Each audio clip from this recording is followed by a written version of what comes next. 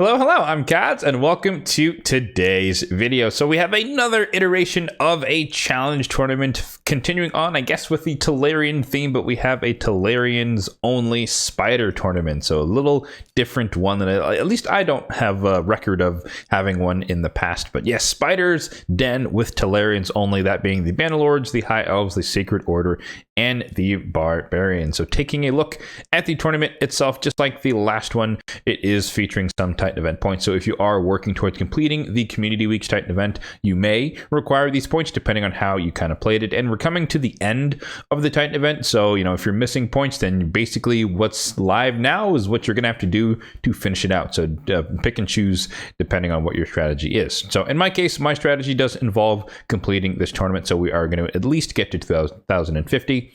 And maybe we'll go all the way out to the 2750 just to snag the Eternal Soul Essence in my case. So in this case, the main reward is the Titan event points, as well as, I guess you could argue, the Essence. So there's no Void Shard or anything, no Prism, a Summon Pool, Summon going up for grabs in this particular tournament. So that's a little bit of a disincentive, at least as far as participation is concerned. But as always, I do recommend that you check your group, because some people might not be going that hard in your tournament, in whatever group you're in, and you might be able to snag some 6-star Relentless gear, which could always be useful. So in my case, it looks like it's not going too hard in the paint as far as the people are concerned. So I might be able to place near the top if I do go all the way out to 2750. When it's like this, I doubt this person in first is just going to stay there forever. But when it's so close to the top milestone, then I try to like kind of snipe it if possible. But we'll see. We'll play that one by ear. But I can tell that I should probably be able to end in somewhere in the top 4, because I think people are more likely to stop after 2050 than to go all the way out to 2750. But again, we'll see what people do, at least in my group. Hopping over to the dungeon itself, let's talk about the best stages to farm. As I always recommend, my default setting for these challenge tournaments is that you want to focus on normal mode, just because you're restricted in terms of the champions that you have access to or can use. Thus, it's going to be a lot harder to pull off some sort of speed run comp, specifically in Spider, when it comes to hard mode, stage 10 or 6 or whatever you might be thinking of. So we're going to be focusing our efforts on normal mode here. Stage 25 will give you the best gear quality for normal mode. Stage 25 is the most efficient stage, especially for tournaments like this one, where you want to kind of do it quickly and get it done without burning through all of your energy stores. So it's the most efficient in terms of points per energy spent.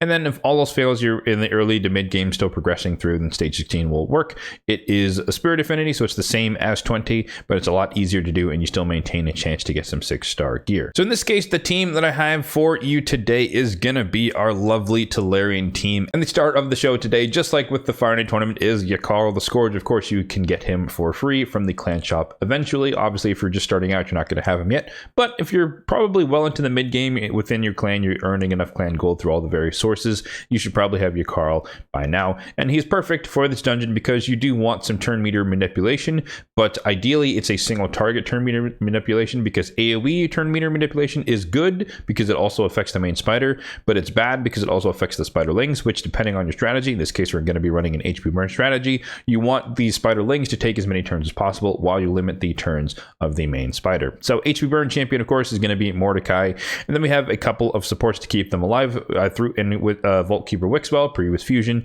just because you can put out a pretty big shield which can protect us from the spiders when they, or if and when they get turns.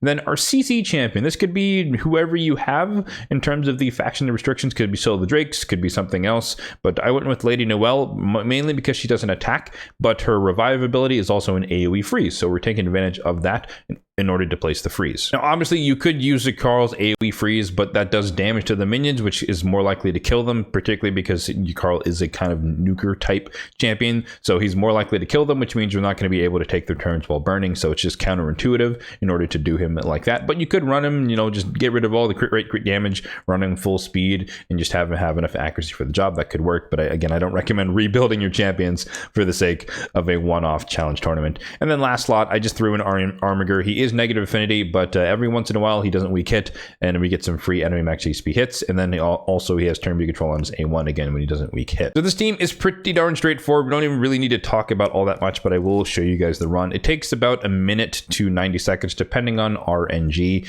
and the only thing that matters here is that I delayed Wixwell's shield by like 1 turn, just because it synergizes a little bit better with the spiderlings when they start to take their turns. But we got lucky there, so we did get the enemy max HP hit from Armiger, but basically, that's it. This is the fight. We have the AoE freeze from Lady Noelle. We have the HP burn from Mordecai.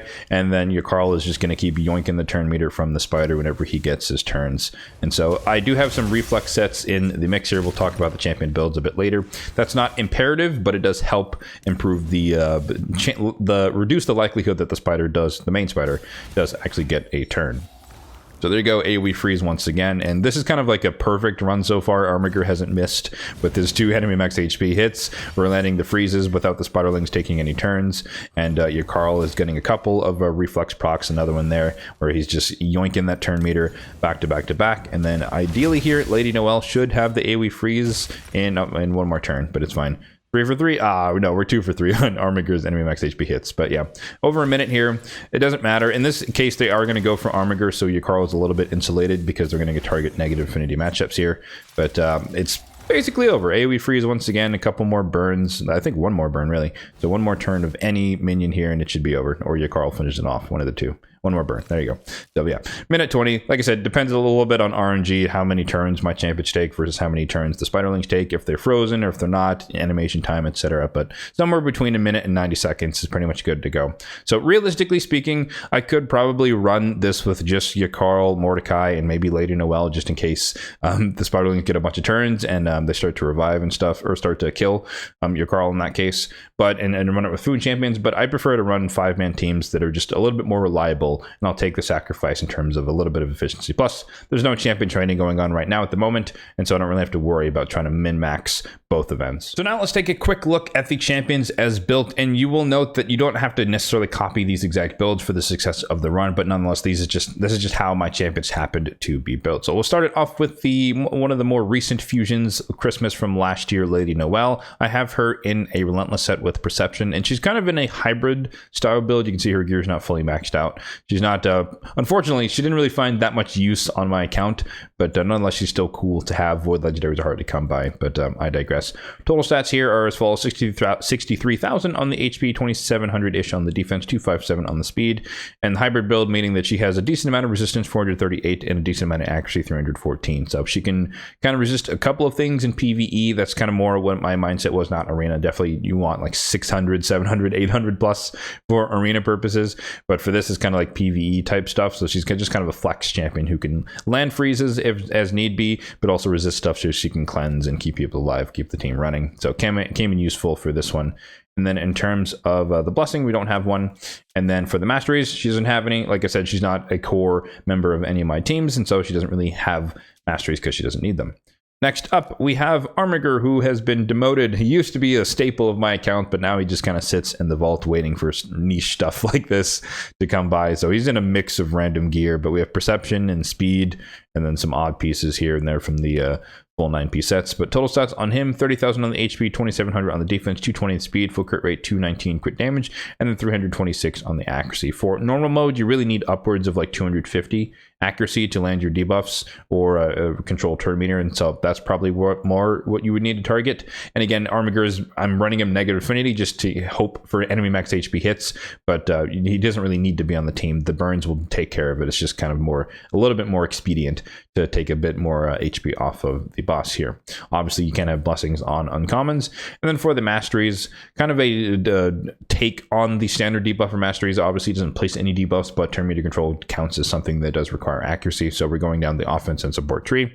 This is more of the like endgame Armiger style, where we have War Master as the T6. If you're kind of struggling to build him with speed and accuracy and crit damage and full crit rate, then you definitely want to come down to Flawless Execution, just to make sure that you are hitting the or approaching the enemy max HP cap while trying to get all those stats in one champion. But once you get more to the end game, you start hitting enemy max HP caps just by not even placing decreased defense. Then War Master is just extra damage whenever you hit bosses, so that kind of works out. Support tree kind of coming down to Evil Eye, which helps us a little bit of turn meter control, and the Lore Steel for extra stats. Did opt to finish out the T5s because, like I said, he doesn't place any debuffs, and the turn meter suppression on the A1 is 100% chance as long as he crits. Next up, we have my Mordecai, who used to be in Hydra, used to be in a lot of things. He's now just like Nether Spider, kind of optimized here, but the reflex set and perception here. Total stats are as follows: 48,000 on the HP, 3,200 on the defense, 243 on the speed, and then 388 on the accuracy. For Doom Tower Hard, which is where he's tuned for, you need around 350 accuracy, so that is what he has the stats for. I think the stats were built prior to the empowerment, and so that's why he's a little bit over the 350 threshold here. For the Blessing, I opted for Chainbreaker. I don't really this is back when Chainbreaker was like the best thing for epics. You wanted like speed, accuracy type substats, but haven't really felt the need to change the Blessing since then, so it's probably not the best option for him, but I just don't have a reason to change it. And then for the Mastery Seer, kind of standard-ish debuffer, Mastery Seer offense tree, focusing on the left-hand side, coming down to War Master once again, support tree, right-hand side, hugging a lot of the accuracy boosting stuff, but we're coming down for a Cycle of Magic to double down on the reduction of his abilities, because the AoE HP burn is on a 4-turn cooldown on him when booked, and so the reflex set can help bring it down or reduce the cooldown as well as, and so can Cycle of Magic. Lore Steel for the stats, and then Master Hexer to extend the duration of the burn. Next up, we have Yakarl the Scourge, who in my case is Dark Fae optimized. He's a really great same role, turn meter stealing and decreased speed as well. Perception and reflex is the build with a piece of Feral for the extra accuracy. Again, Doom Tower Hard being the goal there, so 350 would be the accuracy target. The Feral piece kind of put him over once again. Total stats here, 41,000 on the HP, almost 5k on the attack, 215 on the speed, full crit rate 223 on the crit damage, and then 411 on the accuracy. For the Blessing, I opted for Brimstone. Again, this is for Dark Fae. If she does happen to get a turn, the team is designed to not let her get turns, but every so often, you know, bad RNG, 3% resistance and whatnot, she will get a turn, so placing Brimstone allows her to take damage whenever she does one of her active abilities. And then for the Masteries, this is kind of a mix of standard debuffer as far as the support tree is concerned, mostly, and then offense tree is kind of a mix of nuking, wave DPS, etc. Again, optimized for Dark Fae, because there are waves preceding the boss, of course, so we don't want him to do as much damage there as possible. So we're ultimately ending on War Master, but I wanted to come through Cycle of Odds to reduce the cooldowns on the waves and whatnot, speed it up, Whirlwind of Death, so he gets a bit faster when he gets kills on the waves, and then, you know, Hardigoy attacking when he's full HP, stuff like that. And then, yeah, support tree. You could opt for Master Hexer, maybe for the increased duration of the decreased speed, but again, for me, he's optimized for Dark Fae, where it's optimized to not let her get turns. Therefore, her not getting a turn doesn't make a difference whether or not decreased speed is on there for 2 or 3 turns. And then lastly, kind of the filler protection slot is Vault Keeper Wixwell, a fusion from last year as well. In fact, about a year ago, he was the Community Week's fusion champion from last year. But he's in a 4-piece protection set with the speed set alongside it, so nothing fancy, but just a little bit of a chance to protect some of the debuffs, the shield, the intercept, and whatnot. But total stats here: 68,000 on the HP, 5k on the defense, 261 on the speed, and then 535 on the resistance. So he's more kind of like Lady Noelle, a high resistance-ish tank for PvE content, and then a little bit of accuracy so that he could probably land his decreased attack sometimes in dungeon waves, as we kind of saw there. In terms of other champions you can use, unfortunately, there's not a ton of versatility within these factions as far as, you know, HP burn. You're basically restricted to Mordecai if you want to run like AoE HP burn, unless you happen to have Elder Scarg, I believe, who can do the AoE HP burn if you have enough debuffs out there. So you have to set him up, but nonetheless, he can also do that job if you happen to have him, but he's a legendary, so more likely you're going to have Mordecai. However, there is also an alternative strategy you can use to get AoE HP burn. That could be running a Farrakhan the Fat, or like a Juliana from the Sacred Order, and you pair them with, I believe her name is Harkin Greatblade here. Then she has a debuff spread, so she can take 2 random debuffs that you placed out there and spread them around. Obviously, Farrakhan the Fat places burn and 2 poison, so there's a risk that you spread a bunch of poisons around, which is a lot less useful. So maybe Juliana might be the best option there. Single target HP burn, spread it around, and you get effectively AoE HP burn. But that there's 2 champions doing the job that probably one epic, if you have him, Mordecai can just do. But nonetheless, if you don't have Mordecai, that might be an option to get a AoE HP burn in this faction. Otherwise, you could just go for like a full DPS strat with as much nuking as possible. Bring in your debuffers, like a Stag Knight, like a Deacon, again, depending on Pokemon Affinity. Tyrell works well because he has AoE decrease defense as well as some turn meter suppression on his A3. Warmaiden, you get hurt from the campaign, she can work just as well as anyone else. Armina, also Barbarian, who can work, so you can run that. Throw some nukers in there. Enemy max HP with Armiger, turn meter control with Armiger. You can run Soulbond Boyer, turn meter control on one of her abilities. So there's a lot of options if you are kind of more in the early game, bare bones teams. You don't really have a bunch of champions at your disposal. But yeah, you can go with the tank and burn strategy that we kind of saw here, the freeze them or control them in some way. Again, so the Drakes can work.